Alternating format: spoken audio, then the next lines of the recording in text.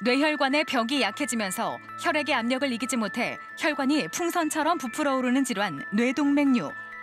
빠르게 흐르는 피의 압력을 이기지 못해 파열되기 쉬운데 파열이 되면 심각한 뇌 손상을 유발하거나 사망에 이를 수도 있는 치명적인 질환이다.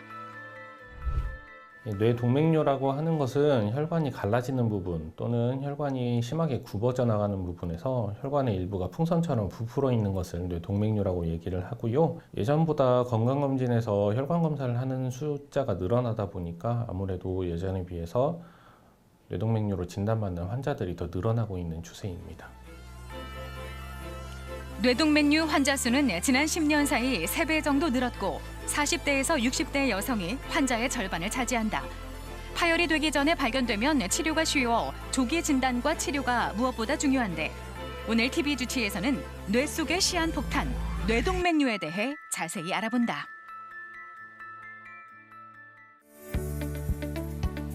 뇌동맥류는 겨울부터 일교차가 심해지는 봄 사이에 발병률이 높다. 추위와 큰 일교차에 노출되면 혈관이 갑작스럽게 수축돼 혈압이 올라가는데 이때 뇌동맥류가 파열될 가능성도 높아지기 때문이다.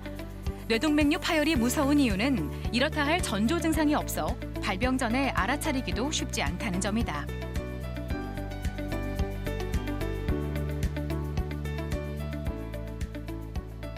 환자분 오늘은 어디가 불편하셔서 내원하셨을까요? 네, 제가 전에 건강검진을 받았는데 뇌동맥류가 의심된다고 큰 병원에 가라고 해서 오늘 왔습니다. 뇌동맥류가 의심이 된다고 했는데 사는 동안에 두통이 심하게 있었다거나 약을 먹어도 조절이 되지 않거나 한 적이 있었나요? 감기 들렸을 때 머리 아픈 거 말고는 약을 먹어도 나아지지 않을 정도의 두통은 없었습니다. 혹시 가족분들 중에 뇌출혈로 진단받은 환자분이 있으시다든지 아니면 본인이 혈압이나 고혈압이나 당뇨로 약을 드시고 계시다든지 하신가요? 저희 가족 중에 뇌출혈 진단받은 사람은 없고요. 제가 고혈압이 있어서 약을 먹고 있습니다. 일반적인 두통만으로는 뇌동맥류를 의심할 수 없다.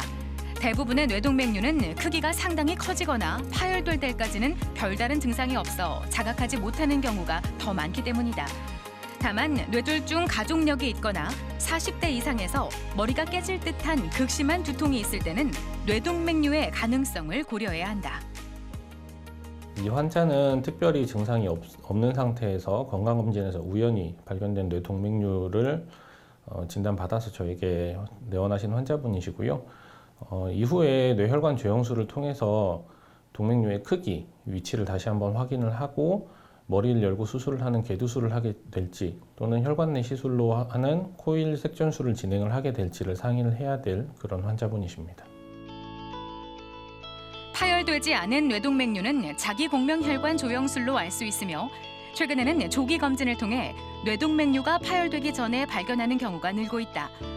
뇌동맥류가 파열된 경우에는 뇌컴퓨터 단층 촬영과 뇌혈관 조영술로 진단이 가능한데 뇌경색, 수두증과 같은 합병증도 확인할 수 있으며 동맥류 내 혈전 등의 감별도 가능하다.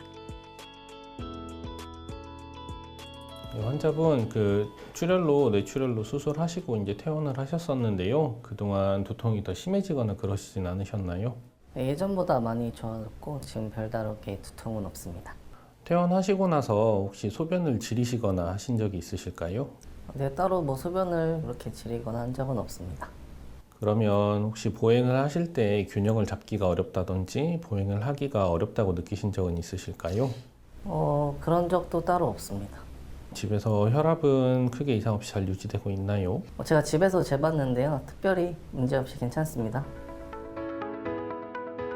뇌동맥류가 파열되면 뇌를 싸고 있는 지주막의 아래쪽에 피가 고이게 되는데 이를 지주막하 뇌출혈이라 한다. 이때 머리뼈 속 압력이 급격히 상승하면서 극심한 두통이 찾아오고 뇌 기능이 저하되는 증상이 나타난다. 동맥류에 의한 지주막하 뇌출혈은 다른 뇌출혈에 비해 높은 사망률을 보이며 심각한 후유증을 남기는 경우가 많다.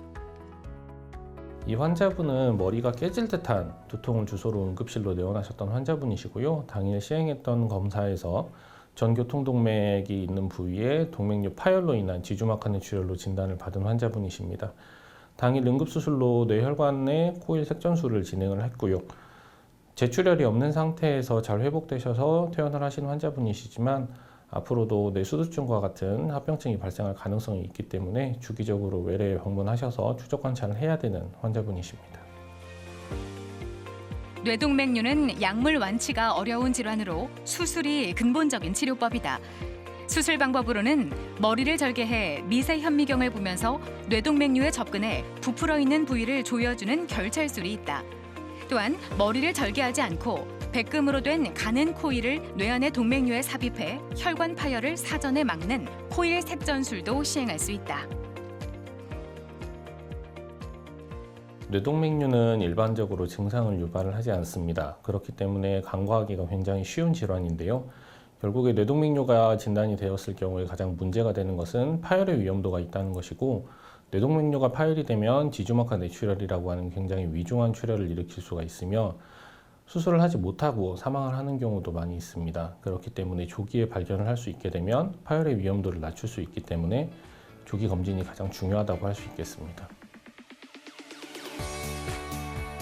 뇌동맥류는 전조 증상이 없어 자각하기 어렵지만 정기 검진을 통해 조기에 발견할 수 있다. 특히 고혈압, 흡연, 가족력 등 뇌동맥류 위험군에 속한다면 정기 검진을 꾸준히 받아야 한다.